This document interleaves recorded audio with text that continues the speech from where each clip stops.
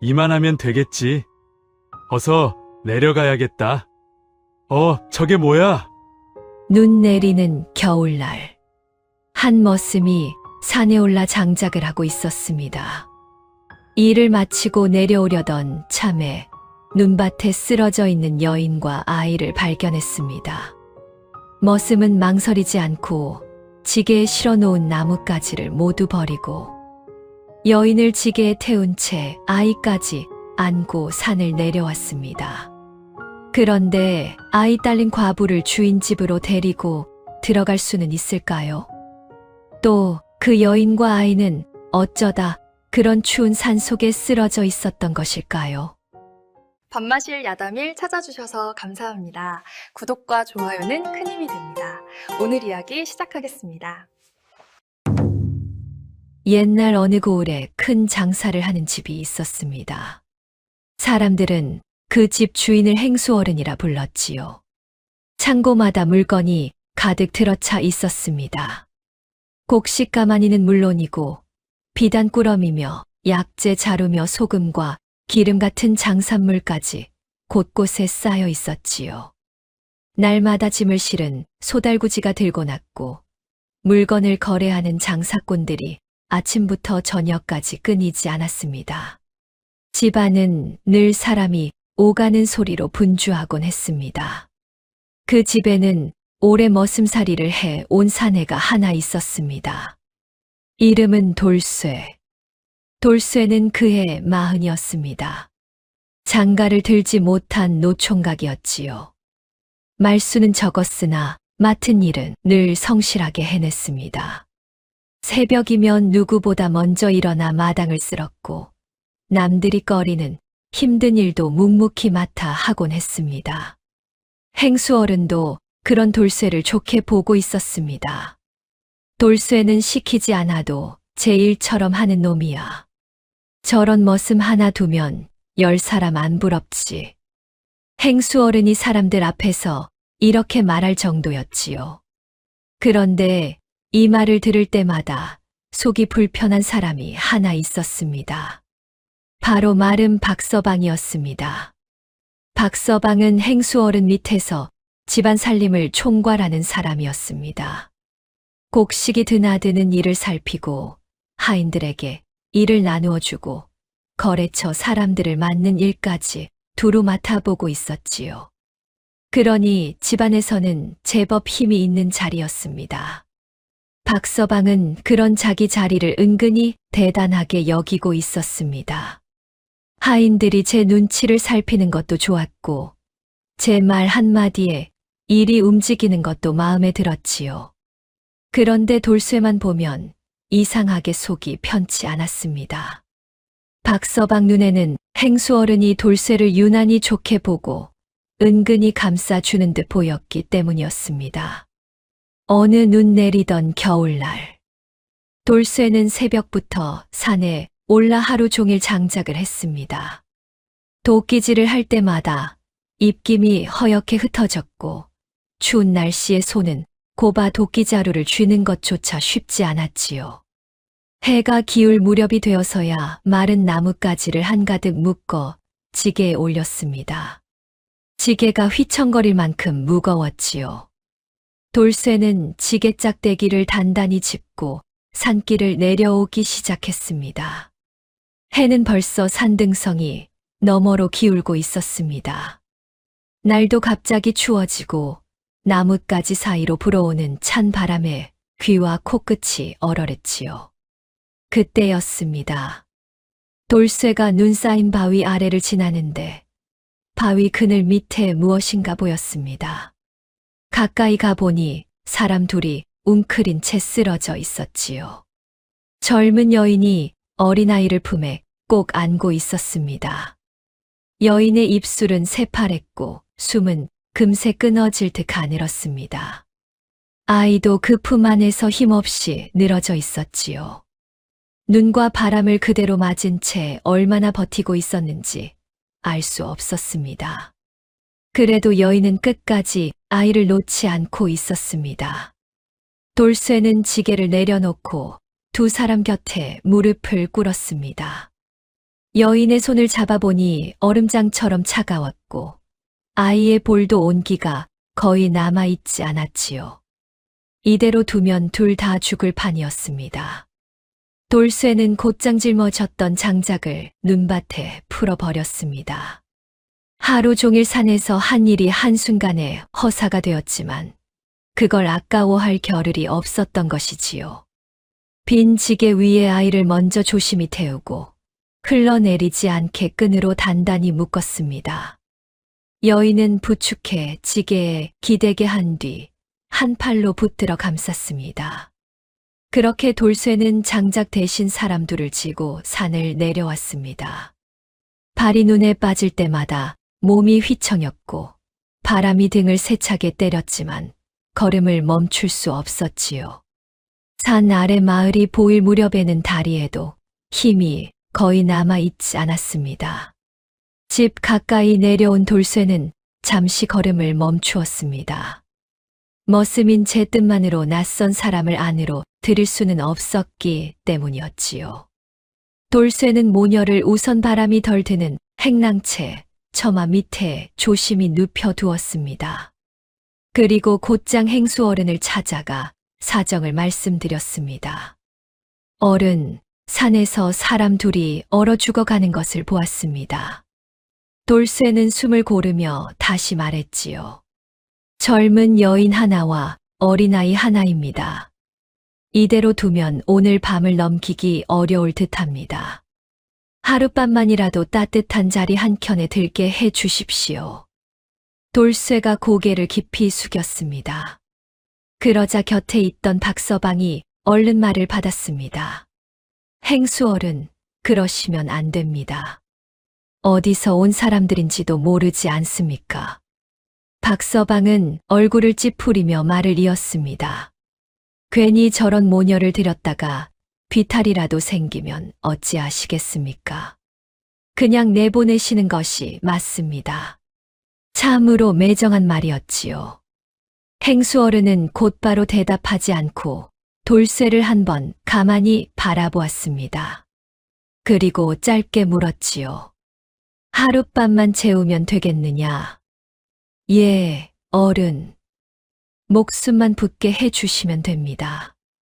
행수어른이 고개를 끄덕였습니다. 들려라. 빈방 하나 내주고 불부터 피우게 하여라. 그제야 돌쇠는 안도의 숨을 내쉬었습니다. 서둘러 행랑채 쪽으로 달려가 모녀를 안으로 옮겼지요. 돌쇠는 먼저 물을 데워 입술을 적셔주고 자기 몫으로 남겨두었던 밥을 풀어 묽은 죽을 쑤었습니다. 정신을 잃은 사람에게 한꺼번에 먹일 수는 없어 조금씩 입에 넣어주었지요. 며칠 동안은 여인도 아이도 제대로 정신을 차리지 못했습니다. 돌쇠는 새벽에 일어나 일하러 나가기 전 먼저 아궁이에 불을 지피고 물을 올려두었습니다. 밤에 돌아오면 죽부터 끓였지요. 두 사람이 눈을 뜨기만 기다리는 날이 이어졌습니다. 그러던 며칠 뒤 먼저 눈을 뜬 것은 여인이었습니다. 여인은 놀란 눈으로 낯선 방안을 둘러보았습니다. 급히 몸을 일으키려 했지만 아직 기운이 돌아오지 않아 그대로 비틀거렸지요. 그러나 여인이 가장 먼저 찾은 것은 아이였습니다. 보가 복이 어딨니? 목소리는 작고 떨리고 있었습니다. 곁에 누워있는 아이를 보고서야 여인은 겨우 숨을 돌렸습니다. 아이의 볼에 손을 대보니 따뜻한 기운이 남아 있었지요. 그제야 여인의 눈에서 눈물이 흘러내렸습니다. 여인은 그제서야 방 한쪽에 앉아있던 돌쇠를 보았습니다. 저희를 살려주신 분이 당신이십니까? 돌쇠는 조용히 고개를 끄덕였습니다. 산에서 쓰러져 계셨습니다. 아이도 함께요. 여인은 한참 동안 말을 잇지 못했습니다. 그러다가 겨우 입을 열었지요. 정말 감사합니다. 제 이름은 연심입니다. 목소리는 여전히 떨리고 있었습니다. 이 아이 이름은 복이입니다. 연심은 잠시 숨을 고른 뒤 조용히 말을 이었습니다. 보기는 어릴 때 다치는 바람에 말을 하지 못합니다. 돌쇠는 아무 말 없이 보기를 바라보았습니다. 보기는 어미 품에 안긴 채 까만 눈으로 돌쇠를 가만히 올려다보고 있었지요. 그 겨울 산길에서 돌쇠가 장작을 버리지 않았다면 이 세 사람의 인연도 이어지지 않았을 것입니다. 하지만 그때는 아무도 알지 못했습니다. 그날 산에서 시작된 일이 훗날 이 집안을 크게 흔들게 되리라는 것을 말이지요. 연심의 몸이 어느 정도 회복된 뒤에도 바로 떠날 수는 없었습니다. 겨울 추위가 여전했고 보기도 아직 기운이 완전히 돌아오지 않았기 때문이었습니다. 행수어른은 당장 내쫓지는 않았으나 오래 머물게 둘 생각도 없었습니다. 연심도 남의 집에 오래 머물 수 없다는 것을 잘 알고 있었지요. 그래서 몸이 조금씩 회복되자 주변 일을 거들기 시작했습니다. 마당에 널린 빨랫감이 보이면 걷어서 정리했고 해진 옷이 보이면 조용히 꿰매 주었습니다. 물동이를 옮기는 하인이 힘겨워하면 곁에서 손을 보탰고 바닥에 먼지가 쌓인 곳이 보이면 말없이 쓸고 닦았지요. 누가 시킨 일은 아니었습니다. 받은 도움을 그냥 넘기고 싶지 않았던 것입니다. 하인들 사이에서 슬슬 말이 돌기 시작했습니다. 저 여인 손이 참 야무져. 시키지 않아도 알아서 일을 척척하고. 그 말은 행수어른 귀에도 들어갔습니다. 그 무렵 돌쇠는 행수어른을 다시 찾아갔습니다. 행수어른, 한 말씀 드려도 되겠습니까? 말해보아라. 연심이가 손이 야무지고 일도 잘합니다. 조금 더 머물게 해주시면 안 되겠습니까? 돌쇠는 잠시 머뭇거리다가 말을 이었습니다. 요즘 집안에 일손도 모자라니 연심이가 있으면 집안일에도 제법 보탬이 될 것입니다. 행수어른은 턱을 쓸며 생각에 잠겼습니다. 마침 하인을 더 둘까 생각하던 때였습니다. 집이 크고 드나드는 사람도 많다 보니 빨래며 청소며 손이 갈 일이 한두 가지가 아니었지요. 좋다. 당분간 더 지켜보마. 돌쇠 얼굴에 안도의 빛이 떠올랐습니다. 그런데 그 옆에서 듣고 있던 박서방 얼굴은 정반대였습니다. 행수어른, 신원도 알 수 없는 여인을 이렇게 집 안에 두는 것은 일을 잘한다 하지 않느냐. 됐다. 행수어른이 말을 잘랐습니다. 박서방은 입을 다물었지만 눈빛이 싸늘하게 식었지요. 집안의 크고 작은 일이 모두 제 손을 거쳐야 마음이 놓이는 사람이었습니다. 그런데 돌쇠 때문에 새로운 사람이 제 뜻과 상관없이 자리를 잡아가고 있었지요. 그 뒤로 박서방은 눈에 가시인 돌쇠를 심하게 부려 먹기 시작했습니다. 어느 날 박서방이 돌쇠를 새벽부터 산으로 올려보냈습니다. 오늘 안으로 장작 2짐을 해와라. 2짐이면 보통 이틀치 분량이었습니다. 하지만 돌쇠는 군말 없이 산으로 올라갔지요. 해가 기울 무렵 돌쇠가 겨우 2짐을 지고 내려왔습니다. 어깨는 벌겋게 부어 있었고 숨은 턱까지 차올라 있었지요. 돌쇠가 지게를 내려놓고 잠시 숨을 고르려던 때였습니다. 그때 박서방이 다가와 말했습니다. 뒷간 거름통이 가득 찼다. 당장 가서 비우거라. 돌쇠는 겨우 지게만 내려놓은 참이었습니다. 그러나 그 짧은 틈조차 박서방 눈에는 못마땅하게 보였지요.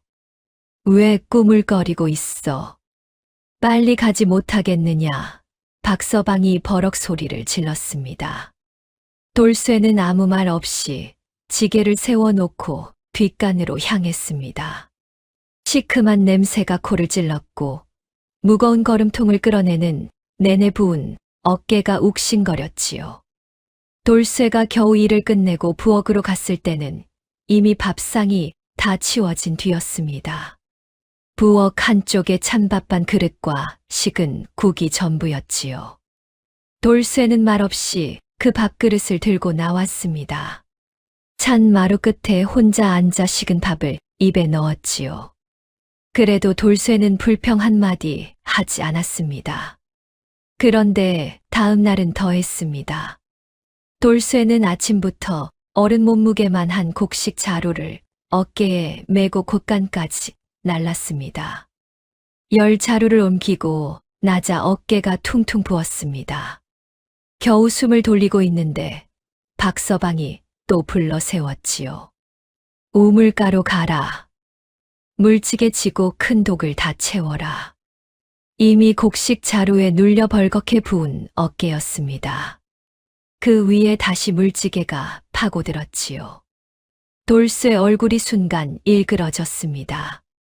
하지만 입에서 나온 말은 하나뿐이었습니다.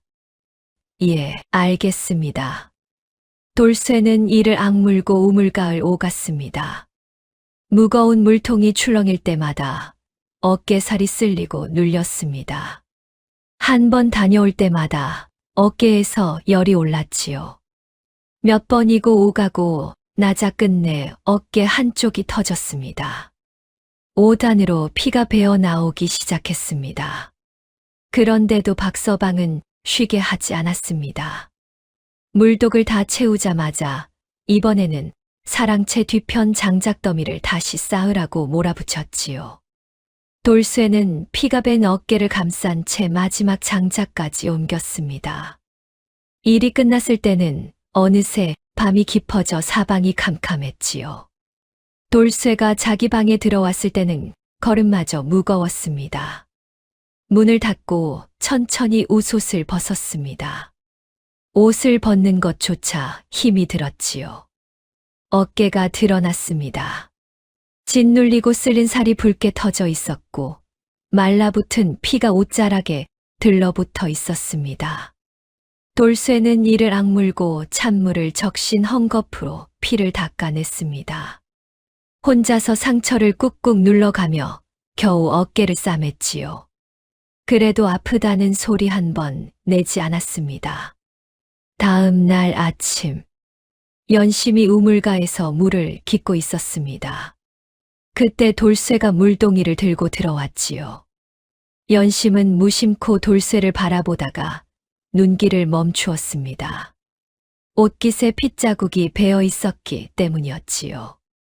물동이를 들어 올릴 때도 한쪽 어깨를 제대로 쓰지 못하고 있었습니다. 팔을 움직일 때마다 얼굴이 잠깐씩 일그러졌지요.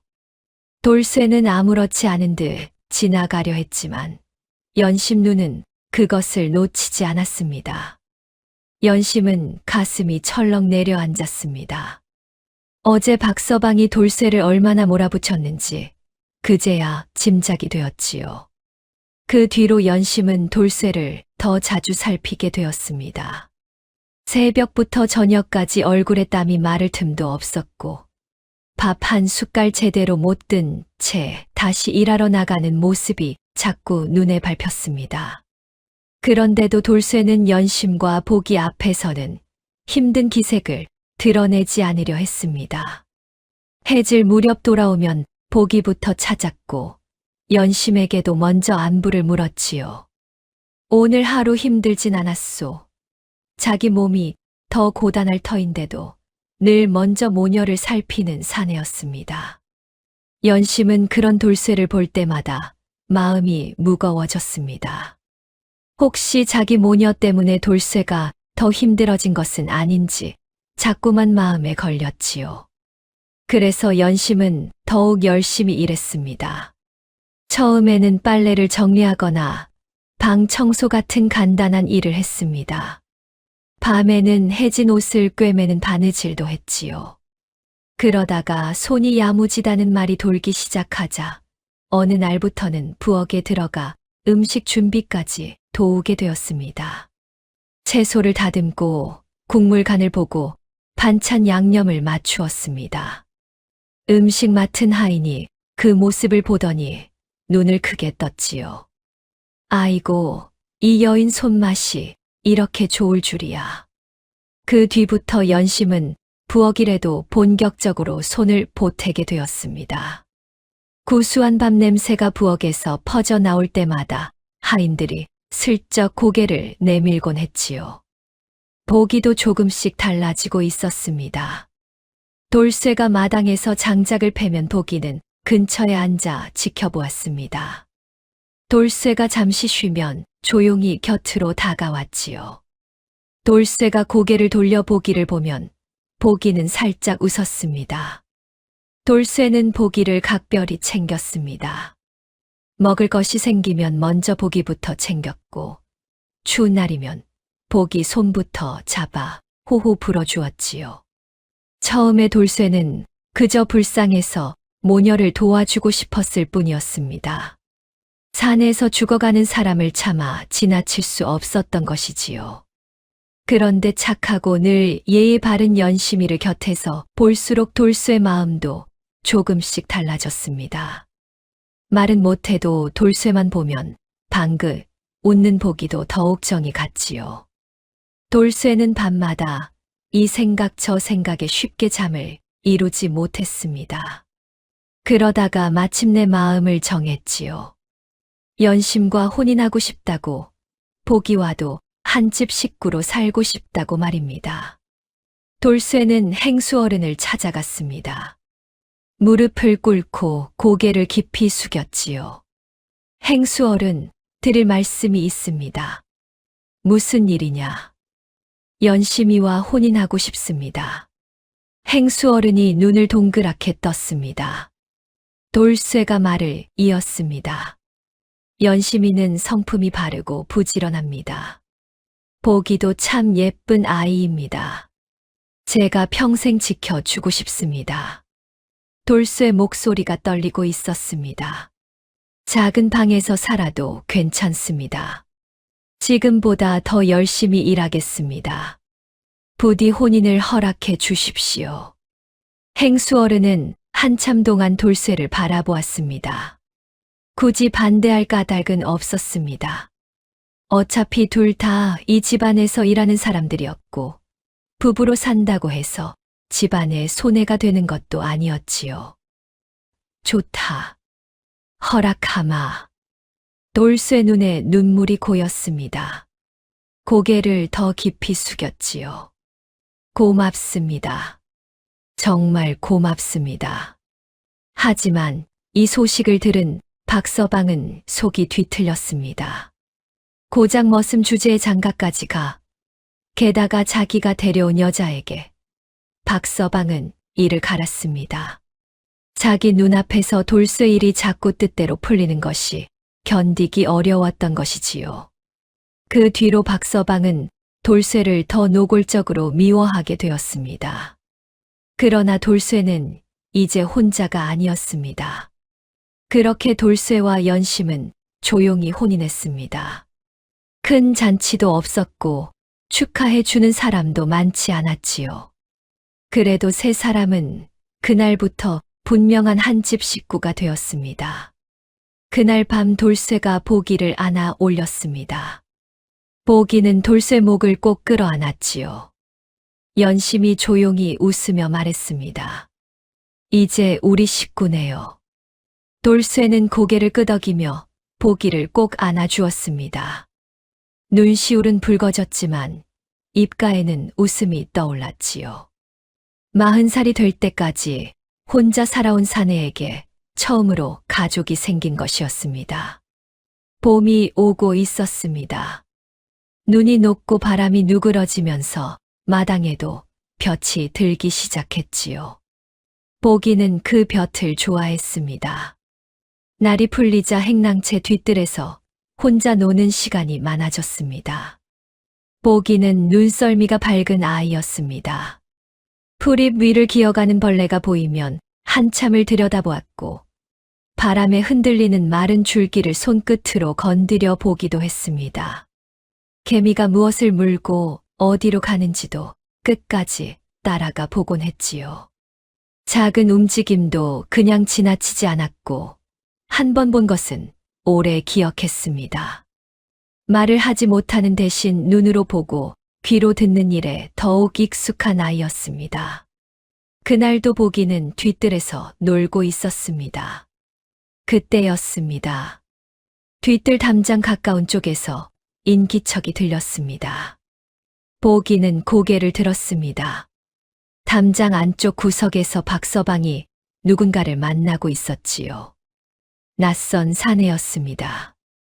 이 집에서 본 적 없는 얼굴이었습니다. 턱 아래로 짧은 수염이 나 있었고 눈은 가늘었으며 광대뼈가 도드라진 얼굴이었습니다. 옷차림은 겉보기에는 평범한 장사꾼 행색이었지요. 보기는 풀숲 곁에 웅크린 채 눈을 떼지 못했습니다.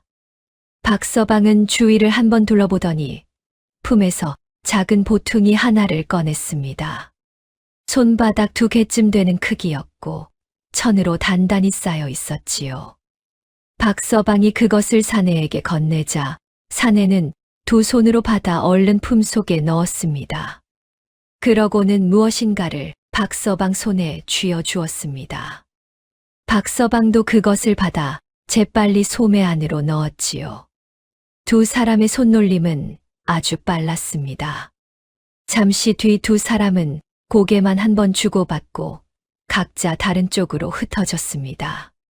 사내는 담장 옆 좁은 틈으로 빠져나갔고 박서방은 아무 일도 없었다는 듯 안쪽으로 들어갔지요.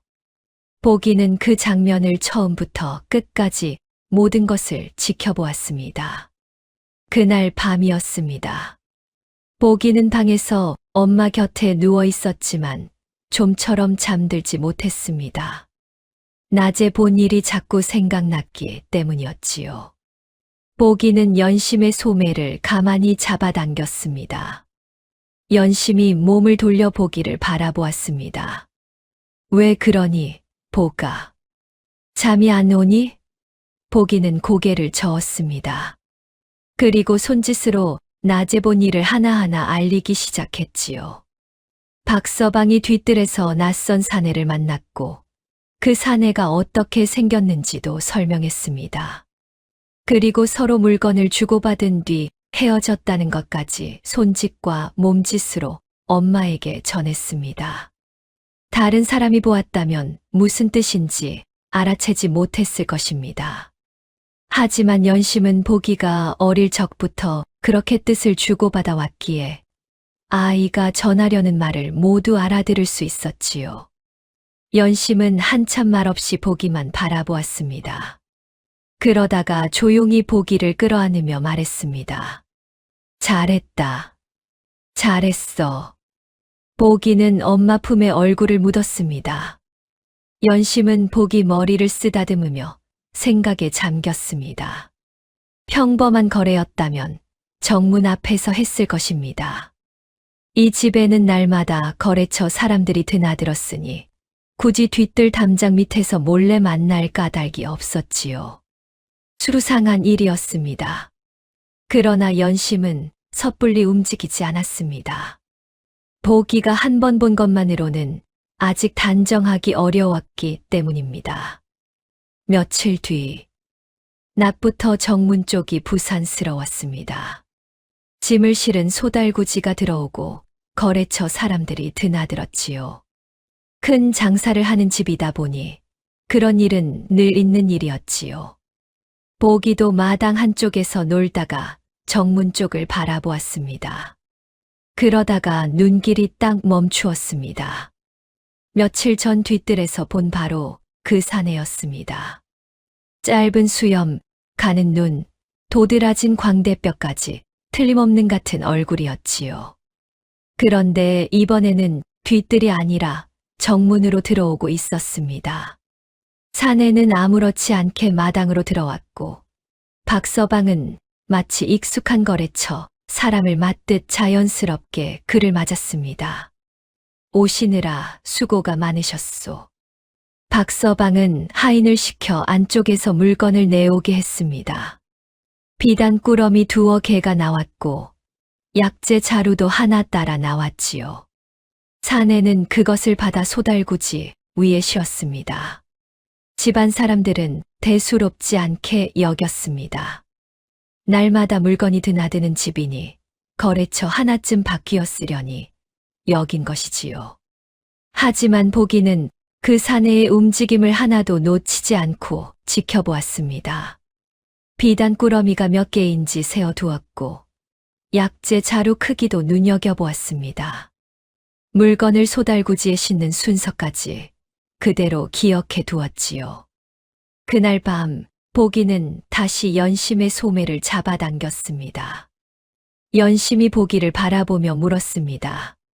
또 그 사람이 왔어니? 보기는 고개를 끄덕였습니다. 그러고는 손짓으로 낮에 있었던 일을 하나씩 설명하기 시작했지요. 연심의 눈빛이 가늘어졌습니다. 연심은 그날 밤 오래도록 잠들지 못했습니다. 처음 뒤뜰에서 몰래 만난 것은 서로 얼굴을 익히고 이를 맞춘 것이었을지도 모릅니다. 그리고 그 뒤에는 정문으로 드나들며 겉으로는 멀쩡한 거래처럼 꾸미는 것이지요. 겉만 보면 평범한 장사 같지만 처음 만남이 수상했다는 점이 걸렸습니다. 연심은 아직 확신하기에는 이르다고 생각했습니다. 그러나 그냥 지나칠 일도 아니었습니다. 보가. 앞으로 그 사내가 또 오면 엄마한테 꼭 알려다오. 보기가 고개를 끄덕였습니다. 그날부터 보기는 그 사내가 올 때마다 더 유심히 보게 되었습니다. 언제 오는지, 무엇을 가져가는지 하나하나 눈에 담아 두었지요. 그리고 밤이 되면 엄마에게 둘만 아는 손짓으로 낮에 본 일을 빠짐없이 알려주었습니다. 그렇게 말 못하는 아이가 어느새 이 집안 일을 가장 또렷하게 보고 있는 눈이 되어 가고 있었습니다. 그날 이후로 연심의 밤은 전과 달랐습니다. 낮에는 여느 때와 다름없이 빨래를 하고 부엌에서 음식을 만들었습니다. 사람들 앞에서는 조용하고 부지런한 여인이었지요. 하지만 밤이 되면 보기가 손짓으로 알려주는 이야기를 하나도 빠뜨리지 않고 들었습니다. 그 수상한 사내는 며칠 간격으로 계속 이 집에 드나들었고 그때마다 박서방이 직접 나와 맞이하곤 했지요.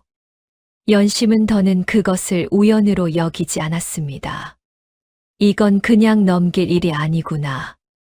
연심은 혼잣말처럼 중얼거렸습니다. 그러나 당장 누구에게 말할 수는 없었습니다. 행수 어른에게 가서 말한들 뚜렷한 증거가 없었습니다.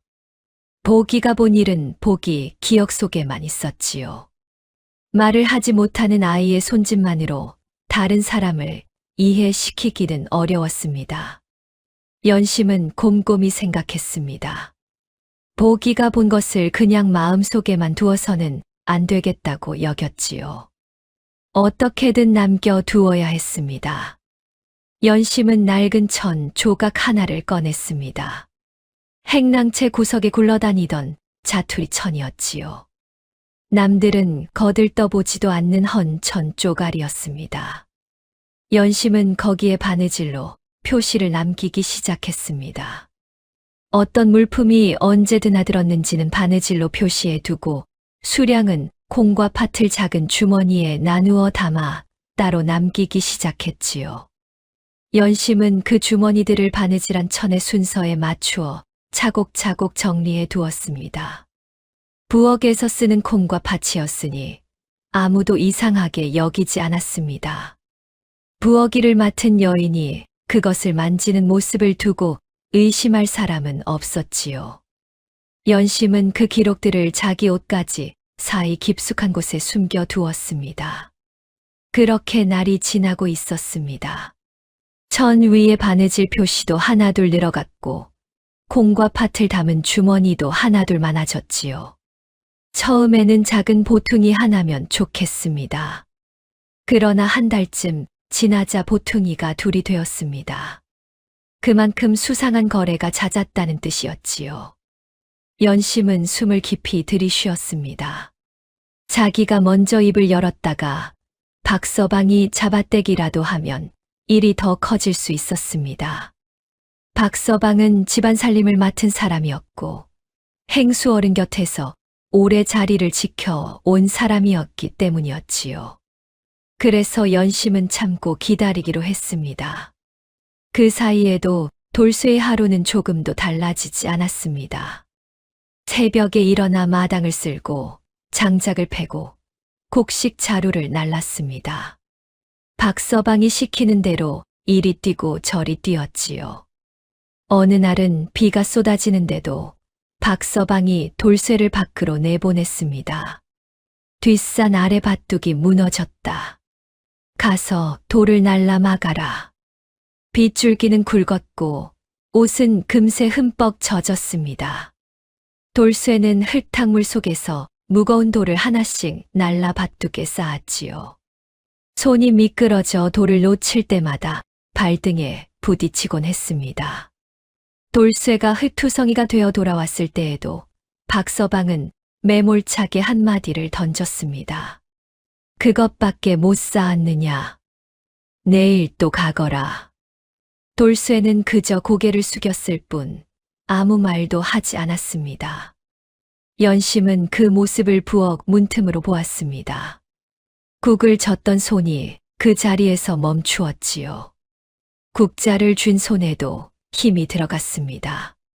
그날 밤 연심은 돌쇠 옷을 가져다가 빨았습니다. 흙과 빗물에 절어 무겁게 늘어진 옷이었습니다. 찬물에 손이 시려웠지만 멈추지 않았지요. 연심은 박서방의 관련 일을 혼자 품고 가기로 했습니다. 돌쇠를 지키기 위해서였습니다. 돌쇠는 아무것도 모른 채 그날도 묵묵히 일을 했습니다. 저녁이 되어 돌아오면 보기를 안아 올리며 웃었지요. 보가, 오늘 하루 잘 놀았니? 보기는 고개를 끄덕이며 돌쇠 목을 꼭 끌어안았습니다. 돌쇠는 웃었고 연심도 따라 웃었습니다. 하지만 그 웃음 뒤에는 이미 굳게 마음먹은 결심이 자리하고 있었습니다. 반드시 때가 올 것이었습니다. 그리고 그때가 오면 놓치지 않겠다고 연심은 마음속으로 다짐하고 있었지요. 어느 날 아침부터 집안이 분주했습니다. 행수 어른이 다른 고을과 큰 거래를 하러 길을 나서기 때문이었지요. 하인들은 짐을 꾸리고 소달구지에 물건을 실었습니다. 행수 어른은 마당에서 박서방을 불러 세웠습니다. 내가 없는 동안 집안 단속을 잘해라. 며칠이면 돌아온다. 예, 행수 어른. 걱정 마십시오. 빈틈없이 살피고 있겠습니다. 박서방은 허리를 깊이 숙여 대답했습니다. 목소리는 공손했고 얼굴은 충직해 보였지요.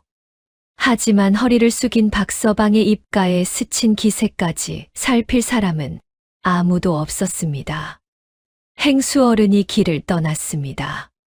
소달구지가 마을 어귀를 돌아 사라질 때까지 박서방은 정문 앞에 서서 배웅했지요. 그리고 소달구지가 완전히 보이지 않게 되자 박서방은 몸을 돌렸습니다. 그 얼굴에는 미묘한 웃음이 어려 있었습니다. 행수 어른이 집을 비운 며칠 동안은 집안일이 모두 박서방 소나귀에 들어가 있었습니다. 그러다가 갑작스럽게 행수 어른이 일찍 돌아오신다는 말이 돌기 시작했지요. 거래가 생각보다 순조롭게 잘 풀려 처음 계획했던 날보다 일찍 돌아오는 것이었습니다. 그날 밤, 보기가 잠결에 눈을 떴습니다. 뒷간에 가고 싶어 조용히 방문을 열고 밖으로 나왔습니다. 달빛이 마당에 희미하게 깔려 있었고 풀벌레 소리가 사방에서 들려왔지요. 그런데 뒷간 쪽으로 가던 보기, 발이 문득 멈추었습니다. 뒤뜰 쪽에서 사람 목소리가 들렸던 것입니다. 보기는 숨을 죽이고 귀를 기울였습니다. 낮고 작은 목소리였습니다. 보기는 살금살금 뒤뜰 쪽으로 다가가 담장 그늘에 몸을 붙이고 안쪽을 들여다보았지요. 거기에는 박서방이 서 있었고 그 곁에는 그 수상한 사내도 함께 있었습니다. 박서방이 작은 목소리로 말했습니다. 내일 낮에 물건을 다 보내겠소. 이번이 마지막이요. 사내가 고개를 끄덕였습니다. 소달구지 몇 대를 끌고 오겠소. 정문으로 들어가면 되겠소? 그렇소. 다른 거래처 행세를 하면 돼요. 아무도 모를 것이요. 두 사람은 낮게 웃었습니다. 보기는 온몸이 굳었지만 그 자리를 뜨지 않았습니다. 두 사람이 헤어질 때까지 끝까지 보고 있었지요. 사내가 담장 밖으로 빠져나가는 것까지 보았고 박서방이 소매로 입가를 훔치며 안쪽으로 들어가는 것까지 보았습니다. 그제야 보기는 몸을 돌려 방으로 뛰어 들어갔습니다. 보기는 연심의 팔을 세차게 흔들었습니다. 연심이 놀라 눈을 떴습니다. 보가, 왜 그러니? 무슨 일이야? 보기는 놀라 눈이 커졌고 숨도 가쁘게 차올랐습니다. 보기는 밖에서 보았던 상황을 또 손짓하기 시작했습니다. 연심은 단번에 알아들었습니다. 밤의 뒤뜰에서 그 사내를 또 만났다는 거지. 보기가 세차게 고개를 끄덕였습니다. 연심은 혼자 생각하고 있었습니다.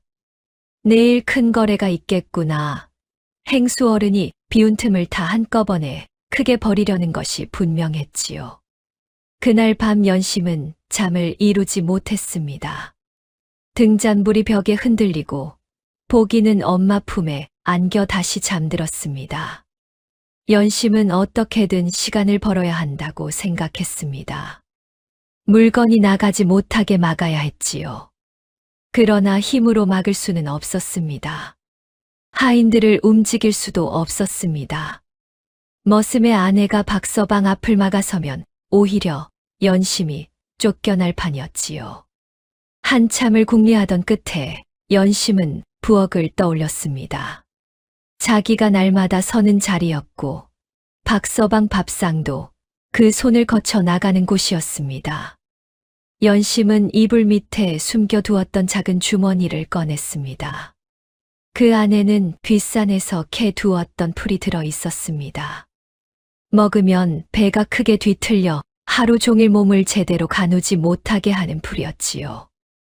연심은 그것을 손바닥 위에 올려놓고 한참 들여다보았습니다. 그러다 연심 눈앞에 자꾸 돌쇠 모습이 떠올랐습니다. 피가 밴 어깨를 감싸고도 웃던 얼굴, 찬밥을 마루 끝에 앉아 혼자 먹던 모습, 비에 젖어 흙투성이가 되어 돌아오던 뒷모습이 떠올랐지요. 그리고 보기를 안아주며 웃던 얼굴도 함께 떠올랐습니다. 연심은 그 풀을 작은 천에 싸서 품에 넣었습니다. 다음 날 아침이 밝았습니다. 연심은 평소보다 일찍 부엌에 들어갔습니다. 아궁이에 불을 지피고 솥에 밥을 올렸지요. 반찬을 놓고 국을 담고 하인들 밥상도 차렸습니다. 그리고 마지막으로 박서방 밥상을 따로 차렸습니다. 연심은 주위를 한번 둘러보았습니다. 부엌에는 아무도 없었습니다. 연심은 품에서 천을 꺼내 그 풀을 잘게 부수었습니다. 그리고 박서방 국그릇에 조용히 넣었지요. 국물 속에서 그것은 흔적 없이 풀어졌습니다. 겉으로는 아무것도 달라 보이지 않았습니다. 연심은 숟가락으로 국을 한번 저은 뒤 밥상을 들고 나갔습니다. 발걸음도 평소와 같았고 얼굴빛도 다르지 않았지요. 박서방은 여느 때처럼 밥을 받아 먹었습니다. 국도 한 그릇 비우고 밥도 말끔히 먹어치웠지요. 밥상을 물린 뒤 박서방은 혼잣말처럼 중얼거렸습니다. 오늘이 마지막이다. 그리고 안쪽으로 들어가 거래 준비를 하려 했습니다. 그런데 점심 무렵부터 박서방 얼굴빛이 달라지기 시작했습니다. 얼굴이 하얘지고 이마에는 식은땀이 맺혔지요. 박서방이 배를 움켜쥐었습니다. 배 속이 뒤틀리기 시작한 것이었습니다. 박서방은 이를 악물고 마당으로 나오려 했으나 두어 걸음을 떼지 못하고 그 자리에 주저앉았습니다. 배가 왜 이러지? 박서방은 배를 부여잡고 끙끙 앓았습니다. 얼굴은 누렇게 뜨고 식은땀이 목줄기를 타고 흘러내렸지요. 하인 하나가 다가와 물었습니다. 박서방님, 괜찮으십니까? 괜찮다. 잠깐이면 낫는다. 박서방이 소리를 질렀지만 몸은 말을 듣지 않았습니다. 뒷간으로 뛰어갔다 나왔다를 거듭했고 걸음도 휘청거렸지요. 결국 박서방은 방 안에 누워버렸습니다. 이불을 뒤집어 쓰고 끙끙 앓느라 마당으로 나올 수가 없었습니다. 그 사내가 소달구지 끌고 올 시간이 다가오고 있었습니다. 그러나 박서방은 몸을 일으키지 못했습니다. 마침내 사내는 정문 앞에 소달구지를 세우고 잠시 머물렀지만 박서방이 나오지 않자 어찌할 도리가 없었습니다. 하인 하나가 나가 이렇게 전했지요. 박서방님이 갑자기 편찮으셔서 오늘은 어렵겠습니다. 사내 얼굴이 굳어졌습니다. 그러나 박서방이 직접 나오지 않으니 물건을 꺼내 갈 길이 없었습니다. 결국 그는 빈 소달구지를 끌고 돌아갈 수밖에 없었지요. 그날 저녁이었습니다. 해가 기울 무렵 정문 밖이 다시 부산해졌습니다. 소달구지 바퀴 소리가 들려왔지요. 행수 어른이 돌아온 것이었습니다. 연심은 부엌에서 그 소리를 듣고 손에 쥔 국자를 내려놓았습니다. 가슴은 두근거렸지만 깊게 숨을 들이쉬고 마음을 다잡았지요. 연심은 방으로 가서 옷가지 사이 깊숙이 숨겨둔 보퉁이를 꺼냈습니다. 바느질한 천과 콩주머니, 팥주머니가 들어있는 보퉁이였습니다. 그리고 행수 어른이 사랑채의 자리를 잡을 때까지 기다렸습니다. 행수 어른이 사랑채에 들어서자 하인이 안으로 들어와 알렸습니다. 행수 어른, 돌쇠 내에 여인이 드릴 말씀이 있다고 밖에서 기다리고 있습니다. 연심이가 무슨 일이냐? 들라 하여라. 연심이 들어왔습니다. 손에는 보퉁이를 들고 있었고 보기도 엄마 치맛자락을 잡고 함께 서 있었습니다. 연심은 행수 어른 앞에 무릎을 꿇었습니다. 행수 어른, 죄송합니다. 하인의 몸으로 감히 어른을 찾아뵙게 되었습니다. 무슨 일이냐? 말해 보아라. 연심은 숨을 한 번 고른 뒤 입을 열었습니다. 박서방이 이 집안 물건을 빼돌리고 있었습니다. 행수 어른 눈이 커졌습니다. 뭐라 하였느냐? 박서방이 어느 사내와 물건을 몰래 거래를 해오고 있었습니다. 행수 어른은 몸을 앞으로 기울였습니다. 그게 무슨 소리냐? 증거가 있느냐? 연심은 보퉁이를 풀어 바닥에 펼쳤습니다. 바느질한 천이 나왔습니다. 바느질로 표시한 것들이 천 위에 빼곡히 남아 있었지요. 그 옆에는 콩주머니와 팥주머니가 차례로 놓였습니다. 연심은 그것을 하나하나 짚어 가며 설명했습니다. 행수 어른은 천을 집어들어 들여다보았습니다. 콩주머니 하나를 열어 직접 세어보기도 했지요. 행수 어른 얼굴이 천천히 굳어졌습니다. 그리고 연심은 지금까지의 일들을 설명하기 시작했습니다. 처음 보기가 그 모습을 목격한 뒤부터 그 뒤에 있었던 일들까지 모두 연심에게 손짓으로 알려주었다고 했습니다. 행수 어른은 처음에는 선뜻 믿기 어려웠습니다. 박서방을 오랫동안 곁에 두고 집안 살림을 맡겨 온 터였기 때문이었지요. 그러나 연심이 내놓은 기록은 너무도 구체적이었습니다. 날짜가 있었고 횟수가 있었고 수량도 있었습니다. 아무렇게나 꾸며 낸 이야기처럼 보이지 않았지요. 마침내 행수 어른이 입을 열었습니다. 확인해 보아야겠다. 행수 어른은 곧바로 하인들을 불러 모았습니다.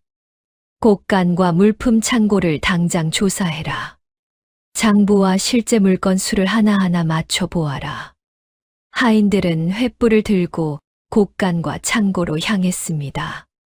문이 열리고 안에 쌓인 물건들이 하나씩 세어지기 시작했지요. 행수 어른, 창고에 있는 물품 수와 장부에 적힌 것과 맞지 않습니다. 행수 어른 얼굴이 돌처럼 굳었습니다. 그리고 낮게 말했습니다. 박서방 방을 당장 뒤져라. 하인들이 박서방 방으로 몰려갔습니다. 박서방은 아직도 배를 움켜쥔 채 이불 속에 누워 있었습니다. 이게 무슨 짓이오? 박서방이 소리를 질렀으나 하인들은 멈추지 않았습니다. 행수 어른 명이었기 때문이었지요. 방 안을 샅샅이 뒤졌습니다. 이불 아래를 들추고 옷가지 보퉁이를 풀고 마루 밑 널빤지까지 드러냈습니다. 그러다가 마루 밑에서 보자기에 쌓인 물건이 나왔습니다. 보자기를 풀자 안에서 돈이 쏟아졌습니다. 그동안 빼돌린 물건에 대가로 받아둔 돈이었지요. 그 옆에서는 작은 장부 하나도 나왔습니다. 박서방이 따로 적어둔 거래 기록이었습니다. 어느 날 무엇을 얼마나 넘겼는지가 날짜별로 적혀 있었지요. 행수 어른은 그 장부를 펼쳐보았습니다. 그리고 연심이 가져온 바느질 천과 나란히 놓고 하나씩 살펴보았지요. 날짜도 맞았고 수량도 맞았습니다. 행수 어른 손이 가늘게 떨렸습니다. 이놈이 행수 어른은 이를 악물었습니다. 감히 내 눈을 속였단 말이냐. 박서방은 하인들에게 끌려 나와 마당에 무릎을 꿇었습니다. 배를 움켜쥔 채 비틀거리며 앉아 있었고 그 앞에 행수 어른이 서 있었지요. 할 말이 있느냐? 박서방이 고개를 들어 행수 어른을 올려다보았습니다. 눈에는 두려움이 가득했지요. 행수 어른, 이건 모함입니다. 저는 이 집을 위해 닥쳐라. 행수 어른의 호통이 마당에 울렸습니다. 곁에 서 있던 하인들도 움찔할 만큼 큰 소리였지요. 내 놈이 내 눈을 속이고 물건을 빼돌린 것이 여기 다 나와 있다. 내가 적은 장부에 내 손으로 적어둔 것이 아니냐. 박서방 얼굴이 하얗게 질렸습니다. 마당에는 집안의 모든 하인들이 나와서 상황을 지켜보고 있었습니다. 그 자리에는 돌쇠도 있었지요. 행수 어른이 단호하게 말했습니다. 당장 이 집에서 나가거라. 다시는 이 문 앞에 얼씬도 하지 마라. 박서방은 끝까지 변명을 늘어놓았으나 아무 소용이 없었습니다. 증거가 너무도 분명했기 때문입니다. 그날 밤 박서방은 짐 하나만 들고 정문 밖으로 쫓겨났습니다. 정문이 닫히는 소리가 묵직하게 울렸지요. 그 소리를 듣고 연심은 조용히 눈을 감았습니다. 마음 졸이던 일이 마침내 끝난 것이었습니다. 돌쇠는 그제야 모든 사정을 알게 되었습니다. 연심을 바라보며 한참 말을 잇지 못했지요. 당신이 밤마다 하던 일들이 연심이 조용히 웃었습니다. 당신은 늘 묵묵히 제 일을 했잖아요. 내가 할 수 있는 일을 한 것뿐이에요. 돌쇠 눈에 눈물이 고였습니다. 아무 말도 하지 못한 채 그저 고개만 숙였지요. 보기가 돌쇠에게 달려와 손을 잡았습니다. 돌쇠는 그 작은 손을 꼭 쥐었습니다. 그날 산에서 데려온 모녀가 이제는 돌쇠의 삶을 지켜 준 식구가 된 것이었습니다. 박서방이 쫓겨난 다음 날 아침이었습니다. 집안이 유난히 조용했습니다. 평소 같으면 박서방이 마당에 서서 하인들에게 큰 소리로 일을 나누어 주고 있었을 때였지요. 그 소리가 사라지자 집안이 허전할 만큼 고요했습니다. 하인들은 서로 눈치만 보며 수군거렸습니다. 정말 쫓겨난 거야. 어젯밤에 짐 싸 들고 나가는 거 못 봤어. 이야기는 여기저기서 들렸지만 박서방을 아쉬워하는 사람은 없었습니다. 그 밑에서 눈치를 보며 지내던 하인들이었으니 속으로는 후련해하는 이가 더 많았지요.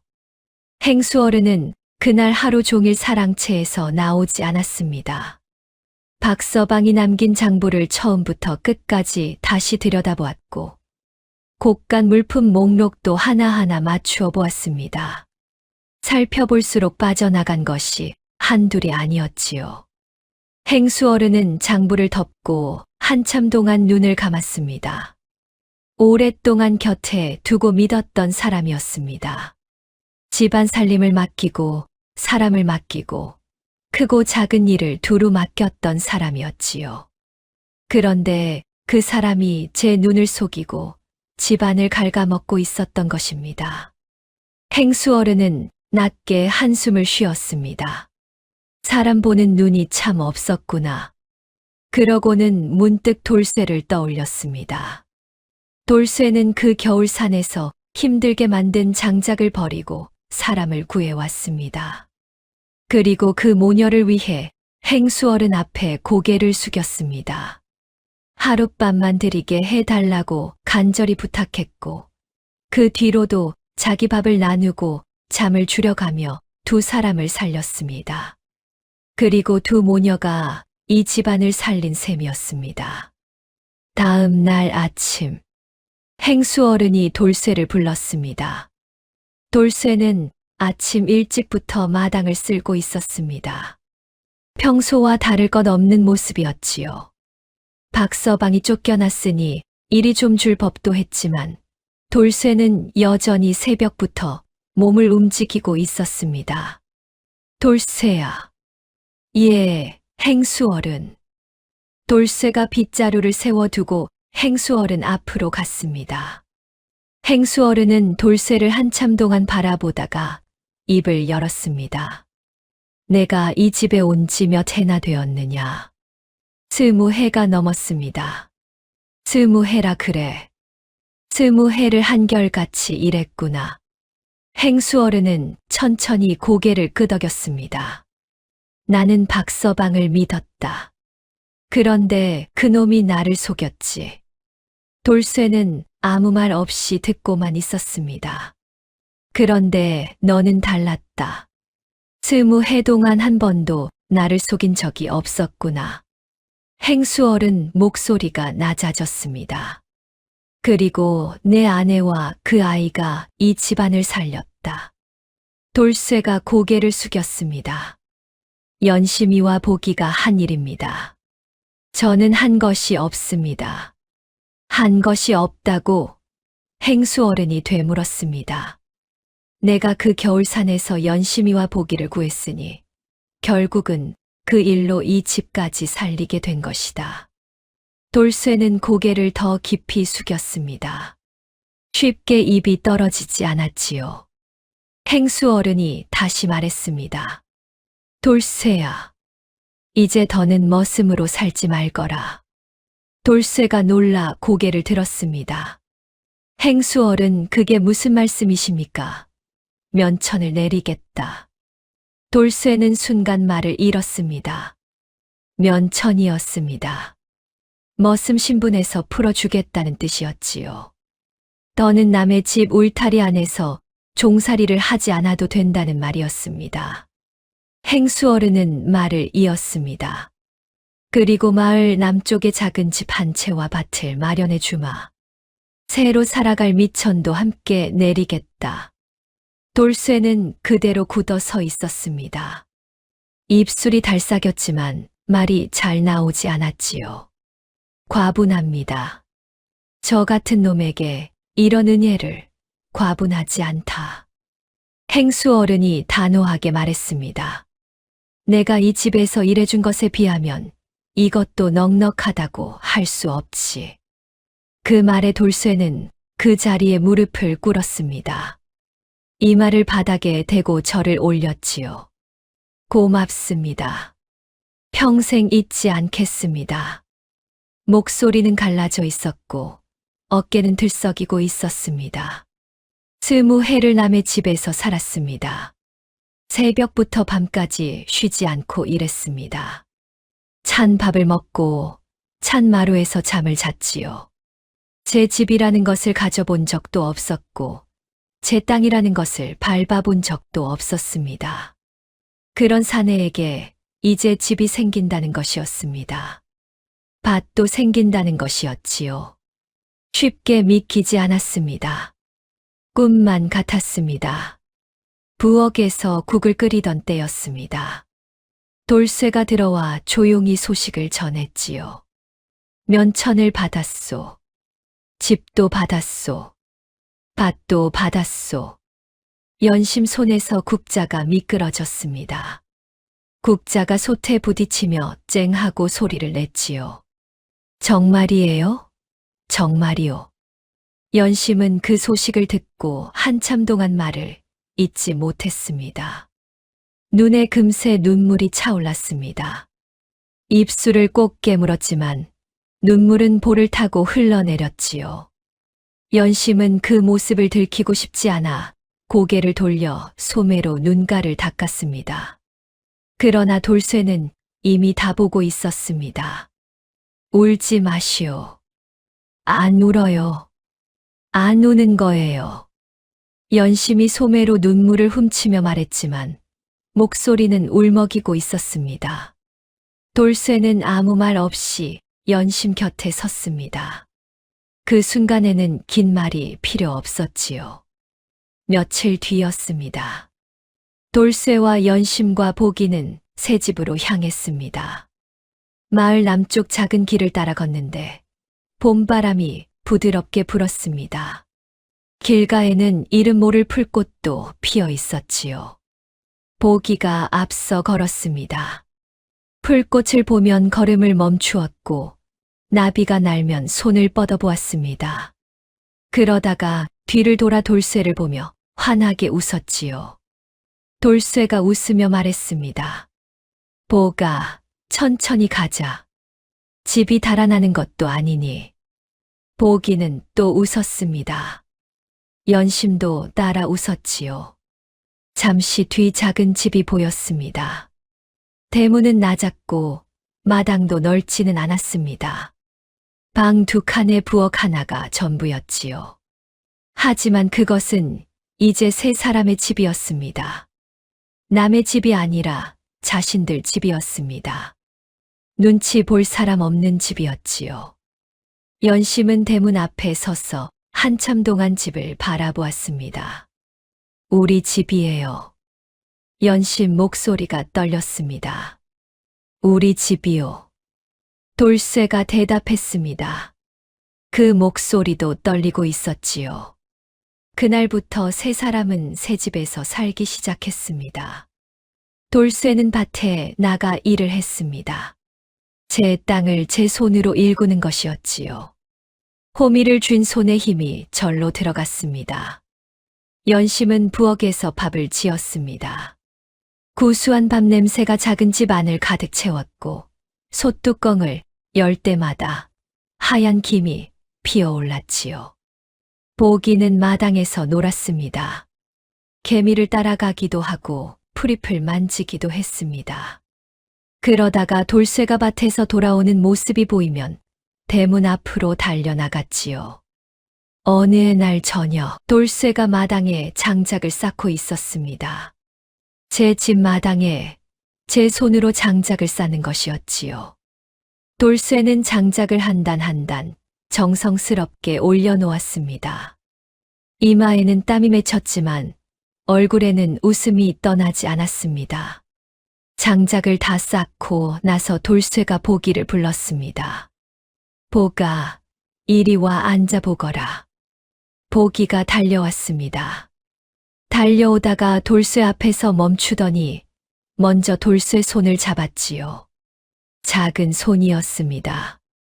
돌쇠의 크고 거칠고 갈라진 손 위에 보기의 부드러운 손이 가만히 올라갔습니다. 돌쇠는 그 손을 감싸 쥐고 조용히 웃었습니다. 둘은 마당 끝 평상에 나란히 앉았습니다. 해가 지고 있었고 하늘은 붉게 물들고 있었습니다. 바람도 살랑살랑 불어왔지요. 연심이 부엌에서 나와 그 모습을 바라보았습니다. 평상에 나란히 앉은 돌쇠와 보기의 뒷모습이 보였습니다. 큰 등과 작은 등이 나란히 붙어 있었지요. 연심은 그 모습을 한참 바라보다가 조용히 말했습니다. 보기가 세상에서 가장 먼저 마음을 연 사람이 당신이었어요. 돌쇠는 고개를 돌려 연심을 바라보았습니다. 그리고 말없이 고개를 끄덕였지요. 보기가 돌쇠 팔에 머리를 기댔습니다. 돌쇠는 보기 머리를 천천히 쓸어내렸습니다. 연심도 두 사람 곁에 와 앉았지요. 세 사람은 나란히 앉아 저녁 하늘을 바라보았습니다. 아무 말이 없었습니다. 그래도 그 고요한 시간이 더없이 따뜻했지요.